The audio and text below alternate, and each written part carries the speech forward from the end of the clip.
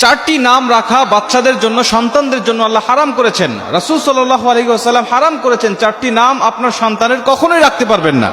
যদি কারো এই নাম চারটি থাকে, নিজের অথবা আপনার সন্তান অথবা পরিচিত কারোর, তাহলে এই নামটি আপনি পরিবর্তন করার জন্য চেষ্টা করবেন, নামটা পরিবর্তন করে ফেলবেন। বুখারীর বর্ণনায় আল্লাহ রাসূল সাল্লাল্লাহু আলাইহি ওয়াসাল্লাম বলেছেন যে এই চারটি নামের উপরে আল্লাহ পাক সবচেয়ে বেশি অখুশি এবং এই চারটি নামের উপরে আল্লাহ পাক লাআনত করেন। অতএব যদি এই চারটি নামের কোনো একটি যদি আমাদের মধ্যে থাকে, তাহলে আমরা পরিবর্তন করে ফেলবো ইনশাআল্লাহ। একটি বাবা মার উপরে বিশাল দায়িত্ব তার সন্তানের একটি ভালো অর্থবোধক নাম রাখা, সুন্দর একটি নাম রাখা। সন্তান জন্ম দেওয়ার 7 দিনের দিনে একটা বাবা মা তার সন্তানের উপরে কিছু হক রয়েছে, দায়িত্ব রয়েছে, যে দায়িত্বগুলো একটা বাবা মা পালন করবে সন্তানের জন্য।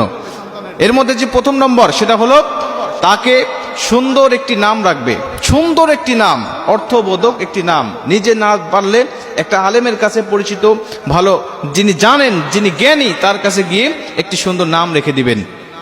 হযরত আবু মুসা আশআরী রাদিয়াল্লাহু তাআলা আনহু থেকে একটি হাদিস বর্ণনা করা হয়েছে। তিনি বলেন, আমার সন্তান জন্ম নেওয়ার পরে আমি যখন রাসূল সাল্লাল্লাহু আলাইহি ওয়াসাল্লামের কাছে নিয়ে গেলাম, রাসূল সাল্লাল্লাহু আলাইহি ওয়াসাল্লাম আমার সন্তানের সুন্দর একটি নাম রেখে দিলেন এবং আমার সন্তানের মাথার চুল ছেটে দিয়ে সে পরিমাণ রূপা অথবা স্বর্ণ দান করার কথা বললেন। রাসূল সাল্লাল্লাহু আলাইহি ওয়াসাল্লাম আমার সন্তানের মাথার উপরে হাত রেখে দোয়া করে দিলেন এবং খেজুর দিয়ে তিনি তাহনিক করায় দিলেন।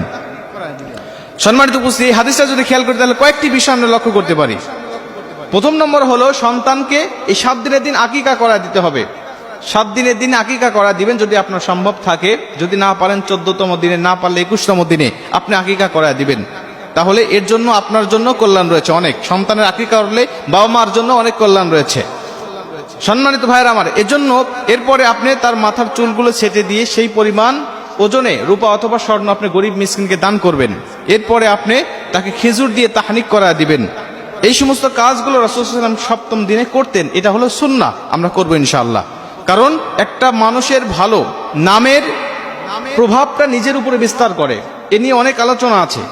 রাসূল সাল্লাল্লাহু আলাইহি ওয়াসাল্লাম বলেছেন, প্রত্যেকটি মানুষের নামের প্রভাব নিজের উপরে বিস্তার করে। সব ক্ষেত্রে এক হবে বিষয়টা এমন নয়, কিন্তু অধিকাংশ সময় নামের প্রভাবটা নিজের উপরে পড়ে। এজন্য অর্থবোধক নাম রাখবো। আর রাসূল সাল্লাল্লাহু আলাইহি ওয়াসাল্লাম বলেছেন, কিয়ামতের ময়দানে আল্লাহ পাক ফুলান ইবনে ফুলান, আল্লাহ পাক অমুকের সন্তান অমুক বলে ডাকবেন। নিজের নাম, বাবার নাম ধরে ধরে আল্লাহ পাক ডাক দিবেন। ওই দিন যদি আপনার নামটা সুন্দর হয়, ওই দিন যদি আপনার নামটা বড় চমৎকার হয়, সুন্দর হয়, তাহলে আল্লাহ পাকের নজরটা আপনার মধ্যে থাকবে। আপনার নাম যদি হয় আব্দুল্লাহ, আল্লাহ পাক বলবেন, সে আমার বান্দা। আমার বান্দা কোথায়?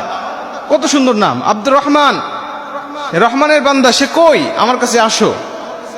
আর এত সুন্দর অর্থবোধক নাম যখন হয়ে যাবে, তখন কিয়ামতের ময়দানে আপনার কোনো টেনশন থাকবে না। মুসলমান ভাইরা আমার আসেন, এবার 4টি নাম আপনি রাখবেন না, আল্লাহ রাসূল নিষেধ করেছেন। কোন 4টি নাম? 1 নম্বর হলো মালিকুল আমলাক।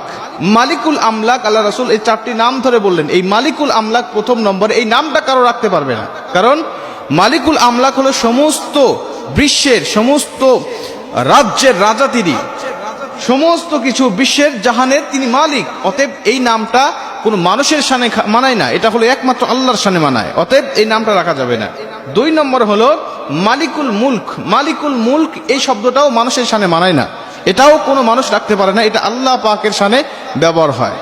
এজন্য আমরা কখনো এই সমস্ত নামগুলো রাখবো না।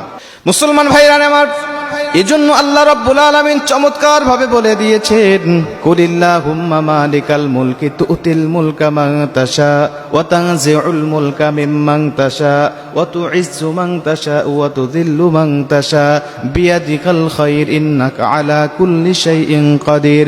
আল্লাহ পাক ডাক দিয়া বলেছেন, রে পৃথিবীর মানুষেরা, আমি আল্লাহ হলাম সমস্ত ক্ষমতার মালিক, আমি হলাম সমস্ত রাজ্যের রাজা, সমস্ত বাদশাদের বাদশা।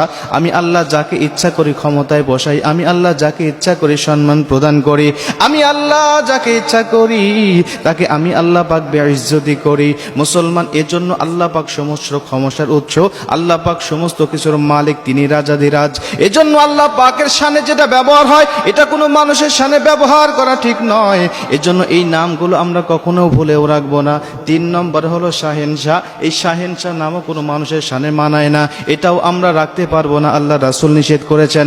অথচ আমরা বিভিন্ন সময় বিভিন্ন সুখী মানুষগুলোকে দেখলে আমরা শাহেনশাহ বলে তাকে ডাকি, আবার অনেক মানুষ শাহেনশাহ মানুষের নাম রাখে, এই নামগুলো রাখা যাবে না। 3 নম্বর চলে গেল, 4 নম্বরে হলো সাইয়্যিদুন নাস। সাইয়্যিদুন নাস আল্লাহ রাসূল নিষেধ করেছেন। সাইয়্যিদুন নাস কোনো মানুষ হতে পারে না, এটা কোনো মানুষের নাম হতে পারে না। আল্লাহ রাসূল এই 4টি নাম ধরে ধরে মানুষগুলোকে বলে গেলেন, কখনো এই 4টি নাম তোমরা রাখতে পারবে না। এই 4টি নাম তোমরা কখনোই রাখতে পারবে না। কেন? এর উপরে আল্লাহর লাআনত রয়েছে। অথচ আমরা অনেক সময় দেখি এই সমস্ত নাম ধরে ধরে মানুষগুলোকে ডাকা, অতি ভক্তি করতে গিয়ে এই সমস্ত নামগুলো, শব্দগুলো আমরা চয়ন করি বা উচ্চারণ করি, এগুলো আমরা কখনোই করতে পারবো না। অর্থবোধক নাম রাখবো, কোরআনিক নামগুলো আমরা রাখবো। এখন কোরআনে যে সমস্ত নামগুলো ব্যবহার করা হয়েছে, সব নাম যে আমাদের রাখা যাবে বিষয়টা এমনও নয়। কোরআনে ফিরাউনের নামও আছে, ফিরাউনের নাম আমরা রাখতে পারবো না। আমার এক পরিচিত ভাই বলছিলেন যে একজন তার সন্তানের নাম রাখছে খিনজির। কোরআনের মধ্যে খিনজিরের শব্দ উল্লেখ করা হয়েছে, হুররিমাত আলাইকুমুল মাইতাতা ওয়াদ দামা ওয়া লাহমাল খিনজির। উনি ভাবছেন যে খিনজির শব্দটা কোরআনে আছে, মনে হয় এটা খুব ভালো হবে। খিনজির শব্দের অর্থ হলো শুকর। এই নামগুলো আমরা না বুঝে আমরা রাখি। এই জন্য আমরা নিজেরা না বুঝলে একটা ভালো আলেমের পরামর্শ নিয়ে আমরা তার কাছে 7ম দিনে গিয়ে তার মুখ থেকে তাহনিক করায়া এবং তার কাছ থেকে দোয়া নিয়ে আমরা এই সমস্ত নামগুলো রাখবো ইনশাআল্লাহ। আল্লাহ পাক আমাদের সবাইকে তৌফিক দান করুক।